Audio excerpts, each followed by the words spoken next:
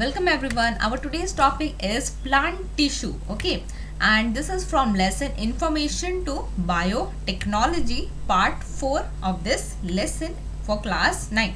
So student, in our previous 3 videos we have studied about the animal tissue. Okay, so you will get all the links in the description box. So let's study today plant tissue. So first of all, what is a plant tissue? So plant tissue is a collection of a similar cells performing an organized function for the plant. Okay, and each plant tissue is specialized for a unique purpose. That means function is unique and it can be combined with other types of tissues to create or to produce the organs, plants organs like such as flowers, leaves, stems and roots. So this is plant tissue, and plant tissue are of two main types. First is meristematic tissue and second one is permanent tissue. So let's study detail about these two types of plant tissue. Okay, so let's first study about meristematic tissues. Okay, so what these tissues are? So here this is a diagram. Here these tissues are present in three parts like apical meristem, intercalary meristem and lateral meristem. We will study all the terms in detail. So first of all, what is meristematic tissue? Okay, so as meristematic tissue is present in specific parts of a plant, growth occurs in those parts only. As you can see alongside diagram, these three types of tissues are present in specific parts of the plant, and in that part only the growth will takes place. And cells of meristematic tissue contain thick cytoplasm and a conspicuous nucleus and a thin cell wall and are compactly packed together. So these cells contain cytoplasm and that means clearly visible nucleus and a thin cell wall, and these are compactly packed together. And vacuoles are usually absent in these cells. Now what are vacuoles? So student, these are the also called as a garbage bag. Okay, so in plants the different reactions takes place, okay, for the growth of the plant. So waste product or waste material produced during the chemical reaction or during the reaction of a plants are collected in the vacuoles. Okay, and these cells are highly active to bring about plant growth in the main function of meristematic tissue. So these are very highly active tissues. Okay, now according to the location, meristematic tissue is of three types as given below. So here we have three column: figure, location and function. So in figure we have this common figure in which location of meristematic tissue in plants are given. So here you can observe the three section of the plant. Okay, so first section is for apical meristem. So location of the apical meristem is these are present at the tip of the root and stem. Okay, these are present at the tip of the, that means last part of the root and tip of the stem. That means on the top of the plant these tissues are present. And function, it increases the length of the root and stem. That means increases the height of the plant. Okay, and second section you can observe in the figure, the second section in which you can observe the yellow color drops like tissues. So these are called as a intercalary meristem. Okay, and these are at the base of the petiole of leaves and of branches. Now petiole, this is a stalk like stalk that join stems to leaves, and the function is growth of a branches, formation of leaves and flowers. So as these are present at the petiole of leaves and branches, so the growth will happens in that specific parts only. And last one is the lateral meristem. So lateral sides of the root and stem. So function increases the girth, or girth means diameter or broadness, okay, of the root and stem. So as you can see the location and function, so on the basis of this we can conclude that in the particular region only the growth of a plant will takes place. Now next type of a plant tissue is permanent tissue. So here we have many different types of tissues of permanent tissues. Okay, so what are the permanent tissues? So tissues that have become mature and do not have the ability to divide further are called as a permanent tissue. That means after maturing, the tissue will stop dividing into further. Okay, and these are called permanent tissues.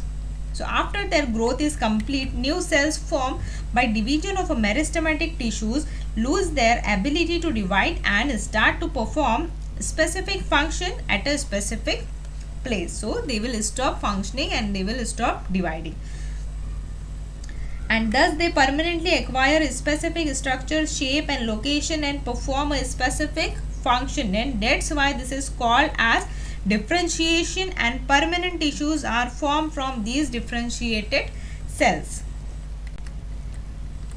Now here there are two other types of permanent tissues are there. First is simple permanent tissue and second one is complex permanent tissue. So let's study about it.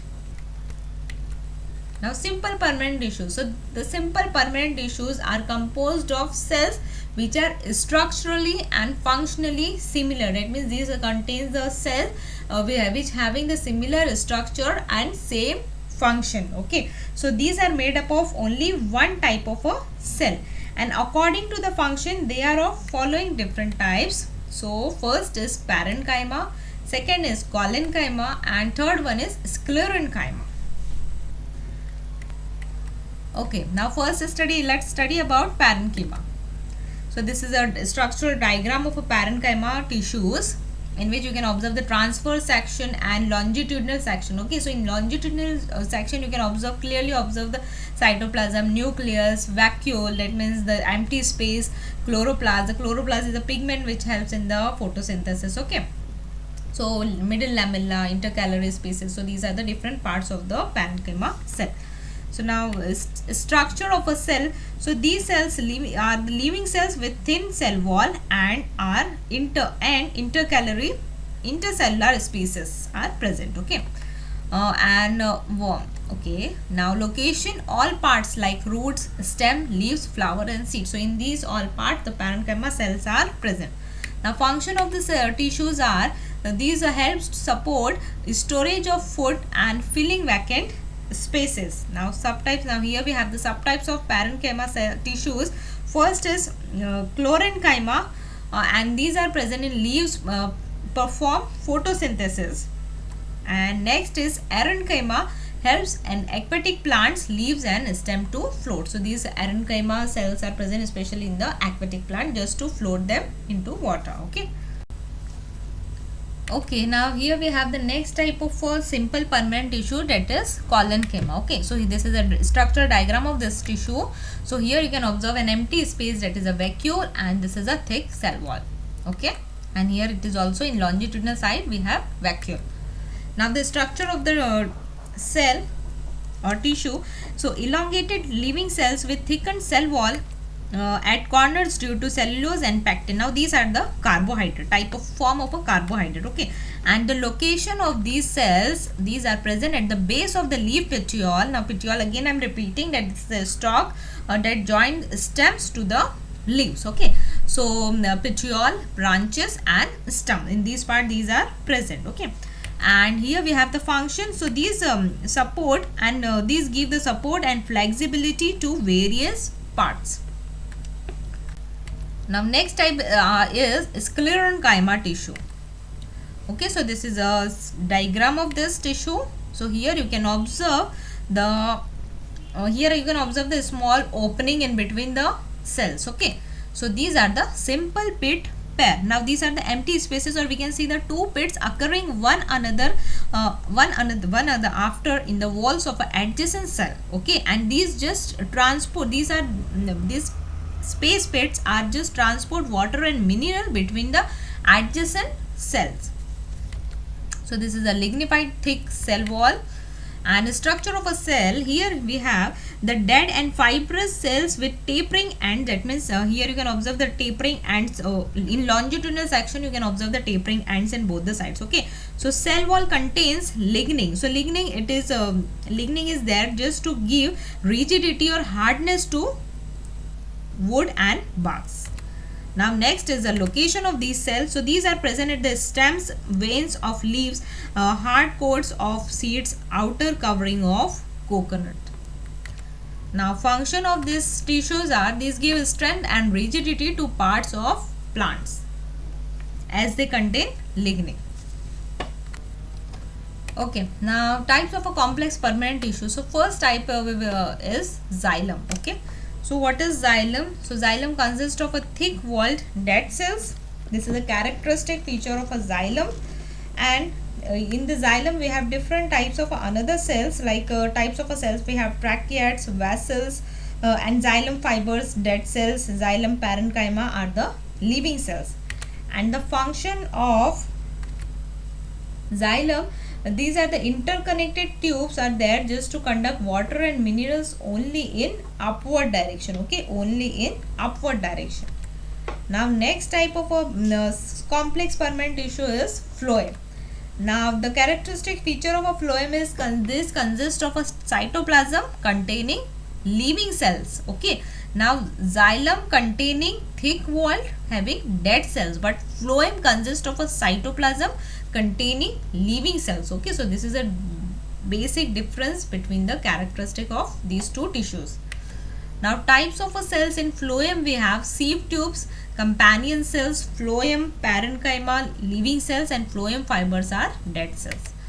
Now function of the phloem, these tubes joined to each other conduct sugar and amino acid. Now amino acid, these are the building block of a protein molecules. Okay, so amino acid from leaves to various parts in upward and downward direction. So student, in the function of xylem we have these tissues conduct water and minerals only in upward direction, that is from root to tip. But phloem function we have these tissues conduct sugar, amino acids to various part in upward as well as in downward direction. Okay, so I hope you all have understood this basic difference between these two types of tissues. And so that's all for today, student. I hope you all have understood each and every term and slide of this lesson. So next part we will continue in our next session.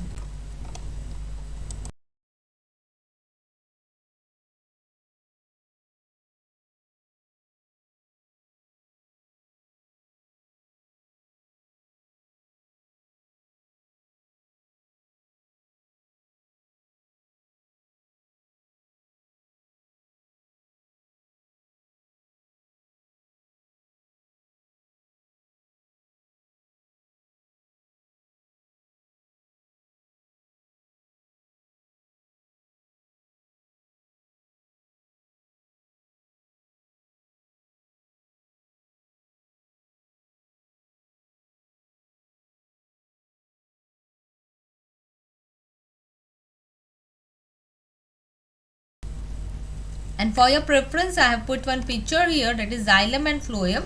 So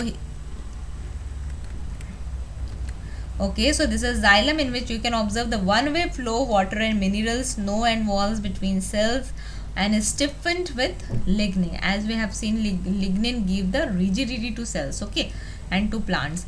Now here other side we have the phloem, in which we can clearly observe the two-way flow of water and mineral, that means from in upward and downward direction, and end wall with perforations. You can observe the holes like perforation. So that's it for today. Thank you.